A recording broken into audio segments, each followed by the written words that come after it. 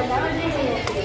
હવે આપને પ્રશ્ન થશે કે આ સાયબર ક્રાઇમ એ શું છે, એ કેવી રીતે થાય છે? તો એ સવાલના જવાબ દેવા માટે ધોરણ 7ના વિદ્યાર્થીઓ મળીને એ સાયબર ક્રાઇમનું નાટક રજૂ કરવાના છે.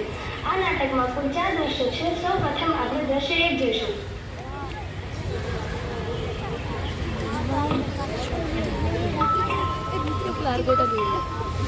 જાતો દીકરી જતો બહાર કોણ આવ્યું છે? હેલો મેમ, હું તમારું કુરિયર લઈને આવેલી છું. 1 મિનિટ ઉભા રહો. પપ્પા બાળકો કુરિયર લઈને આવે છે. આપકો હું તમારું કુરિયર લઈને આવેલી છું. પરંતુ અમે તો કોઈ કુરિયર નથી મંગાવ્યું. પરંતુ આ કુરિયર પર એડ્રેસ તમારું જ આપેલું છે ને? આમાં ઘર નંબર 212 જ છે. હા, આ કુરિયરમાં ઘર નંબર 212 જ આપેલા છે. દીકરી તે કોઈ કુરિયર મંગાવ્યું હતું? ના પપ્પા, મેં આ કુરિયર નથી મંગાવ્યું. ના તો તારી મમ્મીને બોલાવજો.